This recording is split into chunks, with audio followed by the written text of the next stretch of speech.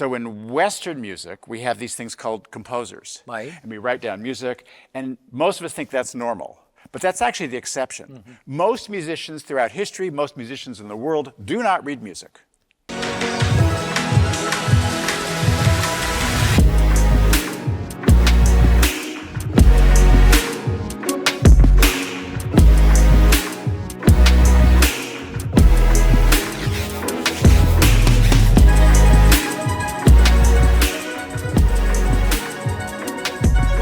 From Dallas, Texas, this is Spool, hosted by Dr. Nils Roemer, Dean of the Bass School at UT Dallas. Jose Bowen, take one.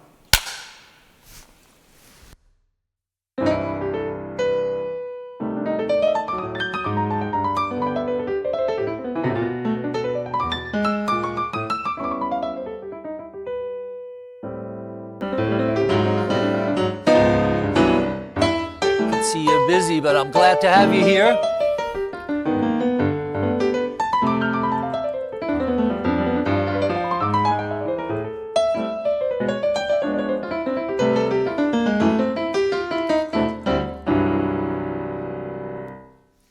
We're going to start with applause. I'm probably going to end with applause, but we're really thrilled to have you here. Jose Bowen, a Renaissance man.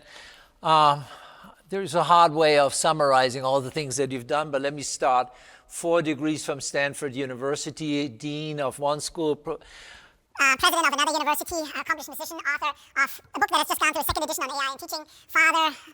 Is it all compartmentalized? Here's the music, here's the leadership. Let's begin maybe, last time when you performed for us, I discovered to my delight that our paths almost had crossed in Southampton. But it does strike me to be an interesting starting point because in Southampton, he had founded Chambers, which was an attempt really to study the history of performances, if I understand that correctly. And you wrote actually, 100 articles, give and take. You are a perfect person to talk about AI and creativity and how all these things kind of come together. But it started with you thinking that you needed a degree in chemistry. Well, my mother thought I needed a degree in chemistry. Or your mother thought that you needed a degree in chemistry. Yeah, no, there's an awful lot there that we can talk about. So the thread that runs through my career is that I'm interested in process. I like to cook. I like sandcastles. I'm interested in the ephemeral, performance. And so in performance, most musicologists study what's the same from performance to performance. The notes, right? If I'm study Beethoven's Fifth Symphony is my subject, and I ignore the fact that every performance sounds different. Now with Beethoven, every performance sounds much more similar than in jazz, where every performance sounds radically different. And so in jazz, you have maybe a tune, and you have some chords, but the tempo is a choice, the style, we often hear pieces that, it's a waltz. I was about to ask you for this, Right, that's a waltz. Right. That's, automatic. But I can play.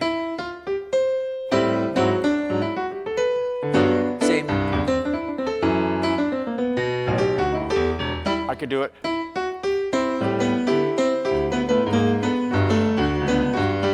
Right, it could be Latin. I could do it in a different key, and so I was interested in why don't we study that, right? So what the performer does changes every time, and what the composer was trying to do was to fix some of it. Some of that is the difference between Western music and the rest of the world. So in Western music, we have these things called composers, and we write down music, and most of us think that's normal. But that's actually the exception. Most musicians throughout history, most musicians in the world do not read music.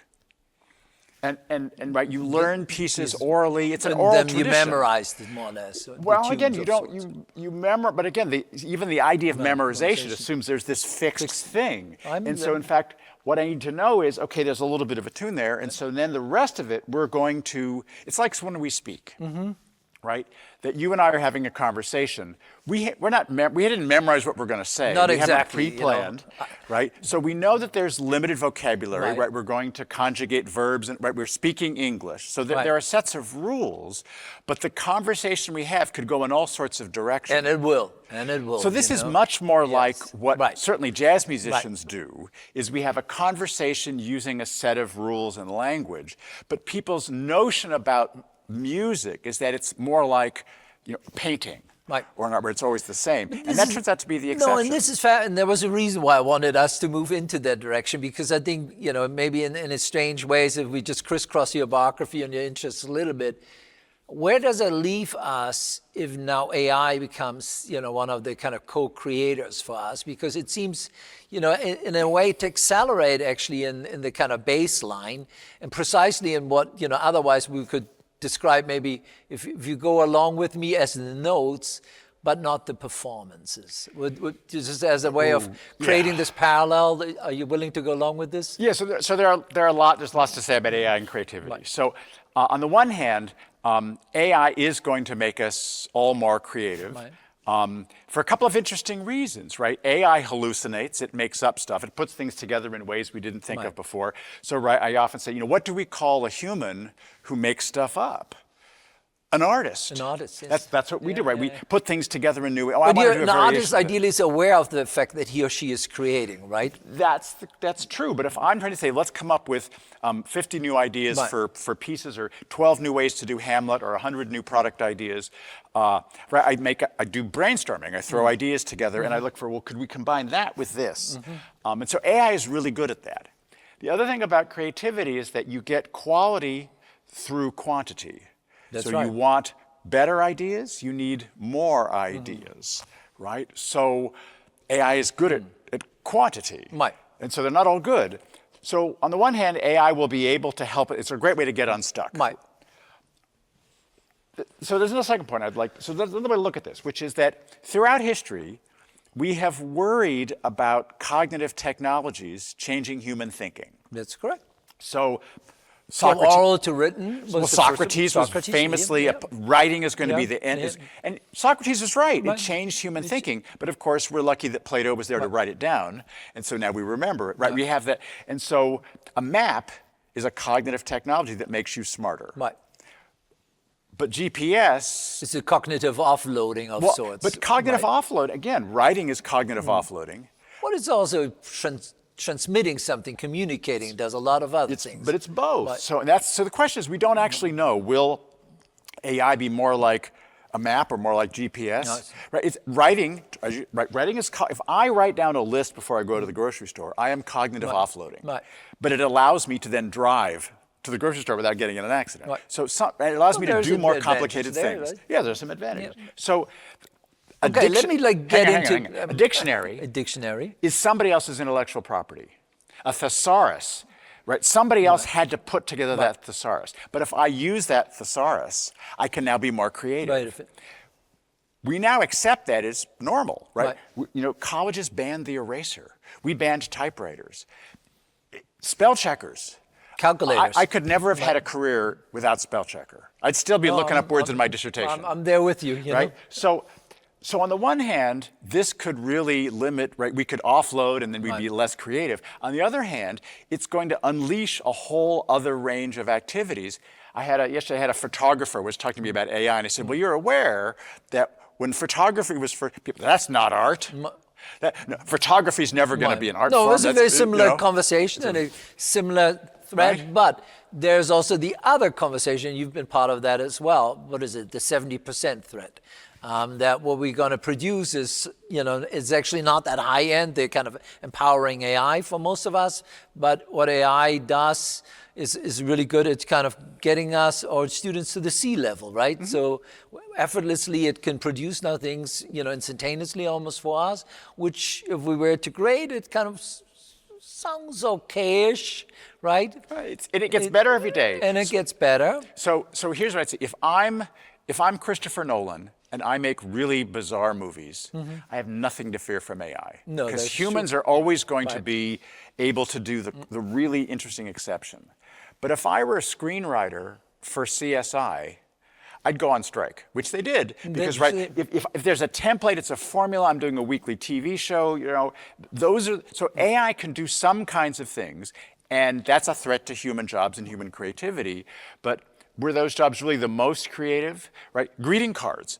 Someone at the moment is making a living writing poetry that goes into Hallmark greeting cards. Yeah. AI can do that. I think AI can do that one. You know, Right. I think we're not going to lose much if AI writes the Hallmark cards. But unlike humans, AI can do custom, right? It can make.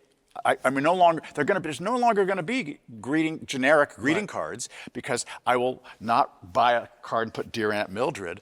I'm gonna AI. I want a birthday card for Aunt Mildred. She likes parakeets and the ukulele. Find a picture of us. Put us together. We always wanted to go to Paris, so put us together at the Eiffel Tower. Right. No, you can customize, and you can, you know. So it's a different sort of thing. But your real question is, right? So creativity is going to be under threat, Right.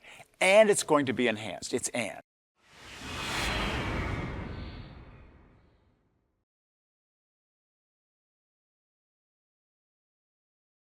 But it's also, I mean, you know, I introduced you with a little bit but you also were a dean, a president, a teacher, and all that. And so in a university setting, so the question, you mentioned dictionaries. You know, alongside dictionary, if we take it as a technology, were encyclopedias. And these were containers of information. And you could say, you know, that a certain part of university education or even school education has been about the inculcating a certain level of information, knowledge. How does education look like if knowledge transfer is not any longer our primary goal, because knowledge is readily available? I mean, just here, there, everywhere, right? So then does that mean that as a part of conversations like that maybe what we need to do is we need to teach something differently? I think the internet really brought this into focus. So before the internet, knowledge was scarce. Dictionaries, encyclopedias, but it was relatively reliable. Right. If once I had the encyclopedia, I had information. It came in an authenticated way. There were not a lot of cat videos in the encyclopedia. So post-internet, I now have abundant knowledge. It's everywhere. Is right. But it's unreliable. So we've gone from scarce but reliable to abundant but less reliable. So it turns out that, right, skepticism, verification, right, those skills, the skills we call critical thinking, became more valuable. And I think AI does the same thing, because the basic skills for AI are asking better questions, right? Prompting is writing. Right. And then evaluating answers. The outputs, and kind of be iterative. That's creative. We already teach that. Everyone at the university already teaches AI literacy, because we all teach creative thinking. We teach asking better questions, evaluating answers, writing, those sorts of things. So on the one hand, I think it actually crystallizes the thing that we always said we did, but we actually mostly just passed on knowledge, right? We'd profess. Right. Right, professing, well, now the internet like professes. Yeah, exactly. So now what I'm really teaching is thinking. And so my I know more than you, write this down, becomes less important, because there's a YouTube video that knows even more. So where is music education in all of this? I mean, that's what, you know, part of your life has been very passionate and continues to be very passionate about performing, but also educating. So is there a certain relevance to music education in this world that is very unique? Is there something, I mean, we know, for example, that neurologically speaking, there's something that happened to you when you hit those notes that doesn't happen in the same manner if I read a book or something like that. So there's something, from what we understand, that is very specific about music and performances and all that. And I wonder whether there's maybe a way to think that there's greater need maybe for musical education as a way of stimulating that other part of our brains. So when film and cinema first came around, people were worried about live theater. And in fact, the first films, what they did was they would film people on stage doing it. They would film theater. Right. And so this is what we're going to do. Turns out, well, actually, film and theater are really different art forms, right? That a film actor, I'm going to get up close, I'm going to do kinds of things, and a stage performance of Hamlet filmed is not a movie, right? So people still, right? So movies are interesting. We like going to the movies, but going to live theater is a different kind of experience. So on the one hand, I think the live exchange, it's not just because music sounds better, it's because there's an experience of watching somebody, right, waiting, see if what happens. Are they going to make a mistake? What's going to happen? Everything will be different. But I also think that playing music is tactile. Right? That as a performer, especially acoustic instruments, or especially making music live, and that's why it triggers different parts of my brain and does different things. But that said, I'm not going to say that. I mean, we've already had #1 hits from AI. Over the summer we had multiple. But for me, I was, when the drum machine first came out, I thought, oh, no one's ever going to win. And then what they do is they realized, it was too perfect. And so they added error. And so now drum machines, right, if you tune it down a few percentages, so it's not quite as perfect. It sounds more human, which is really strange. And now, of course, they're everywhere. And electric devices and synthesizers, which, again, initially I thought, So I'm old enough to have been wrong about all of that. A lot of technologies. And so I do think there will be artists and musicians who use AI. Geffen Records has already signed its first AI artist. I mean, it's humans who make AI-generated music. There will be a market for that. There will be people who don't notice and think this is a great song. For you, in your music, in your performances, you're writing books about AI and education, but is part of, and you're composing, you always have. You have a record that came out in 2006, Uncrowded Spaces. You constantly perform. So is now part of your own creative persona also iterating together with AI, or is that? I don't know. Yay or nay? Well, and it's not because it's not a moral objection as much as in I'm an old fart, and so I mostly play acoustic. I want to play live with people. And the only thing I use a computer for is the notation. I sometimes still write by hand because I love, I write with a fountain pen and I love that. And I'm fast at it, right? Because I've been, You've been doing it. I've been doing it since before there were computers that could do music notation. So I remember watching Shogun on television. That tells you how long ago, with a miniseries, the initial, while I was writing out the parts for my symphony. Because I had to write them all. I did trumpet, clarinet. You had to write them all out by hand. So I set up the coffee table and I did that. So I'm pretty fast at that. I also don't use it for my bibliography when I do, because I know there's my graduate students say there are programs that do this, I should use Zotero, but the learning curve for me is steep, and so I'm fast enough at the old one. But I would never discourage a student who's starting from saying, no, you don't have that skill that I do, this is important. But there's something in that that's interesting, because a lot of times we want to say, oh, well, I did it the hard way, you should learn how to do this too. And sometimes that's right, if there's a real benefit and a reason for that. But we've got to be aware that sometimes, no, I learned how to do long division because long division was the only way to get the answer. Now there are calculators. So I have to be willing to say, maybe I don't need to teach as much long division or maybe any long division anymore, because there's another way to do that. And that's a really hard thing to do when you've had this visceral experience of, I learned it that way, and now I can do this because of that. But that because is not always true. But then let's go back. I mean, earlier when I was reciting parts of your CV, your 4 degrees from Stanford, including chemistry, you were quick to point out my mother. But looking back now, do you think that there was something formative to you, something that continued to stay with you, even though it was chemistry? Oh, sure. I majored in chemistry, almost finished ancient history. I did, those things affect how you think, because I learned to think in certain ways. I was 3D for chemistry, et cetera. So being in a laboratory situation, science, I mean, those things are formative.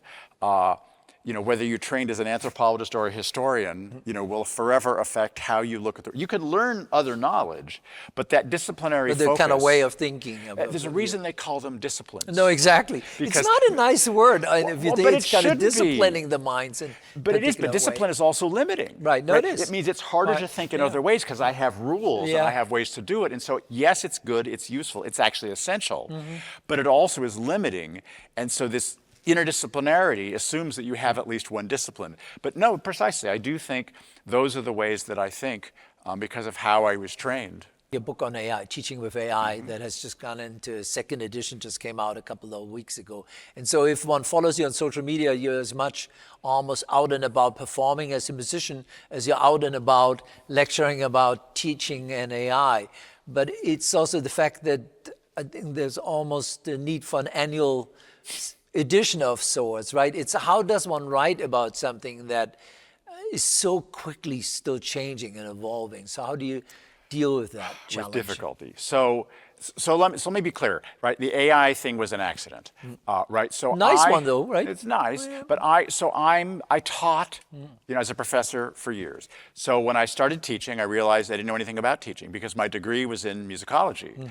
I didn't have to take any courses in how to teach or human psychology or adolescent Don't tell psychology. anyone that we're doing it that way, you know? But that's how it works. And so I realized, oh my gosh, I need to learn this new field because I need to understand why I'm getting the blank stare. So I gradually learned another field. I learned how to process pedagogy and teaching like a psychologist. And so then I wrote this book about the internet, this Teaching Naked, right? So I'm not a technology person, but technology had happened. And so this idea of how is it changing human thinking? And so when the AI came around, my publisher said, people will trust you because you're coming at it from the human and the teaching point of view. So you have a kind of So I don't really know that much about how AI works. I mean, I read about it, but I'm not a computer scientist. I'm not, So for me, it's how do I use this? How is it changing human thinking? The questions that I ask are, what is AI going to do to work? What is it going to do to thinking? And of course, what is it going to do to labor? Because AI is a form of labor that all of our students are going to be AI bosses. We are now AI bosses because it's a form of labor. And so that means, well, I have to delegate. Just like if I'm a human manager, I delegate to humans. I delegate now. Well, I mean, there's a reason why they call it now agentic AI, right? Yes. Because it's like almost like the person that you're delegating things to. And so the question then is, what do I delegate? Right. Do I give clear instructions? Right. Do I check? How do I, And no, this is a job that's too important for AI. It should be done by a human. Or this is something that actually humans can't do. AI can do this better and at scale that I can't do it. So that understanding isn't really about technology. It's about workflow. It's about how humans interact. So talking about what AI can or cannot do, does that bring us back to, that there's something really exceptional and that exists only in that particular moment in time, meaning when you perform? That in lots of ways is really limited. I mean, yes, you've performed so many times and maybe it all blends together, but at the same time, every performance, right, is its very own one and cannot be replicated in the same manner. It's a different energy, you will be different, you interact with your audience. So that's a little bit where I was trying to go at it, that there are these kind of unique spheres of sorts in our lives that will continue to have a certain level of autonomy of sorts because they are very specific to moment and place, performances being one of them.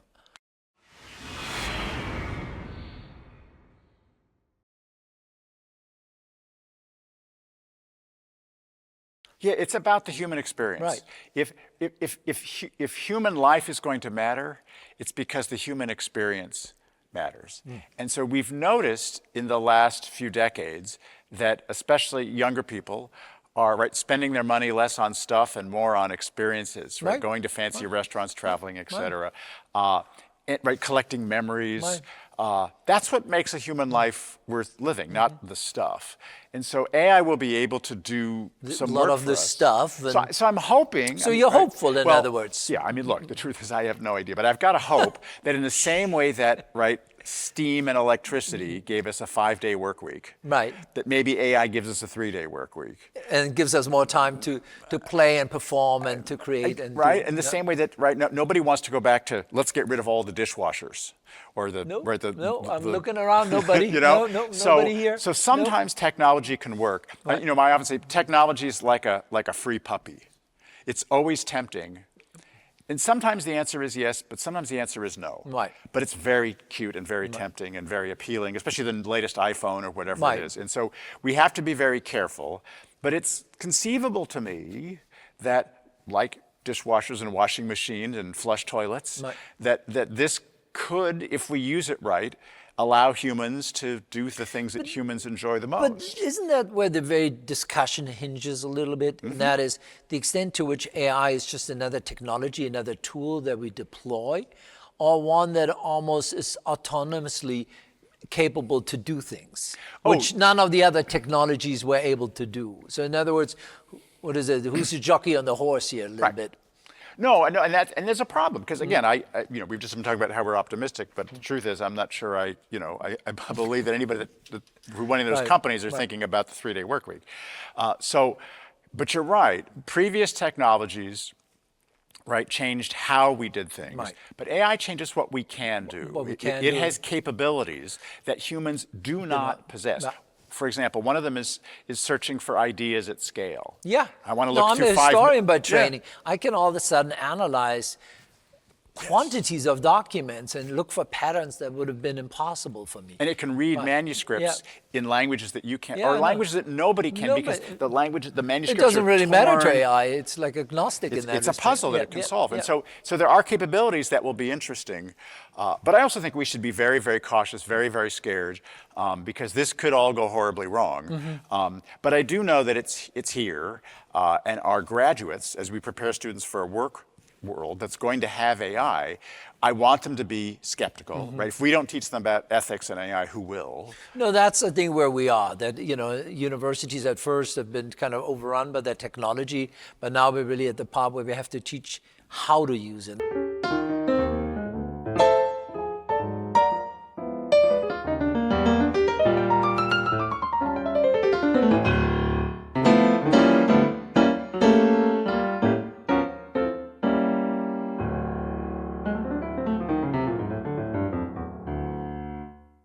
We talked a lot about this, that, and the other. We talked very little about how you respectively feel while doing this. I mean, that's another way of going into this. So what is the kind of, is it all the same whether you are president of a university, you're solving problems, you're writing an AI book, or you're thinking about a musical composition? Or how does that self, so to speak, shift in this? You're thinking, your sense of yourself, or what is an accomplishment, where's satisfaction in all of this? Yeah, that's a big one. So on the one hand, the best thing about being a professor or a musician is that most of your time is spent alone, right? Solitary. I'm an introvert. And so, doing research and not having anything on the schedule for a month is a great thing. And so shifting from that to being an administrator or being a leader means I'm going to be public and talking. And so there's a different set of skills. On the other hand, being creative is required in all of those. I found that throughout my life, the creative part of my life has always come in useful. It's always been there. Being a president is about solving problems.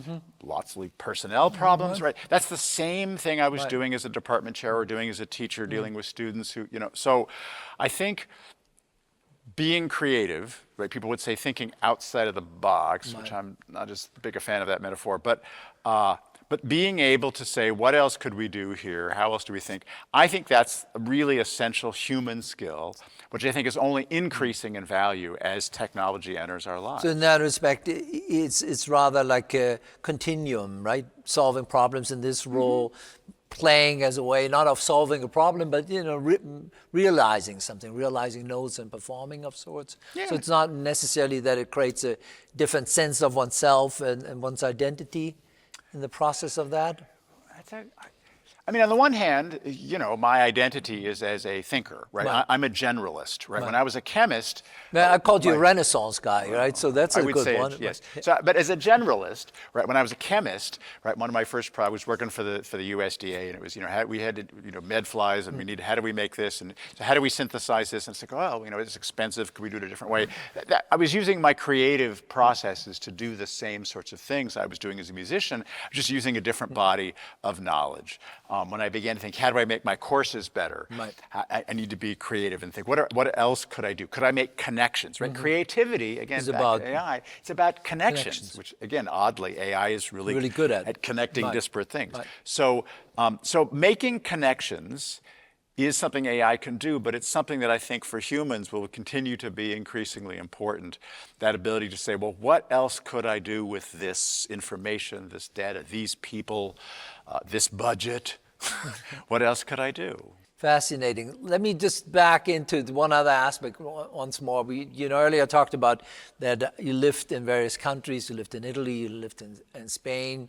You are also in that respect quite cosmopolitan. You taught in England.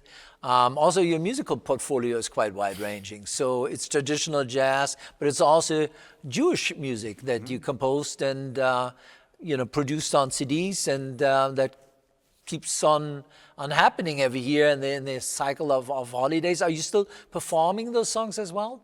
Yeah, that's kind of an accident too. I mean, I wrote a jazz Shabbat service because somebody asked me to, which, by the way, is the traditional way. Why composers? I think it was Haydn who was asked, why did you write bassoon trios? And he says, someone came and asked. And why didn't you write them? Well, nobody asked me to write those. So that's, those traditions of prayer and worship, again, often traditionally have music, and so that's kind of a fun place to write music for, because it really matters to people. Because you know what you're trying to do. You're not just trying to wow them with how many notes you're playing. You want people to feel something. You want them to emotionally connect with that. So writing music to help people feel something, that's really what all musicians do. But in a sacred context, that's right. It's very clear that if the piece is wonderful but nobody feels anything, the piece didn't work very well.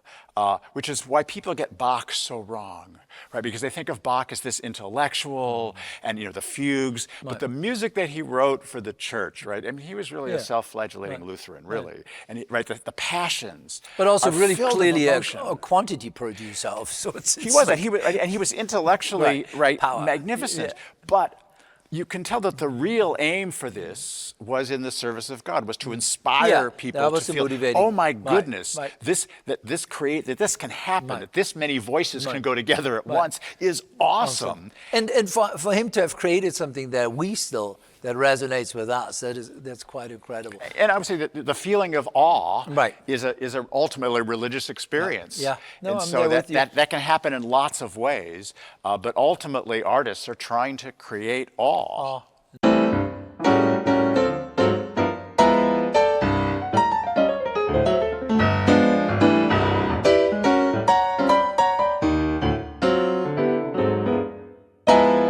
Thank you again so much for being here. It was truly an honor to have you. I'm Nils Roemer. I'm the Dean of the Bass School at UT Dallas.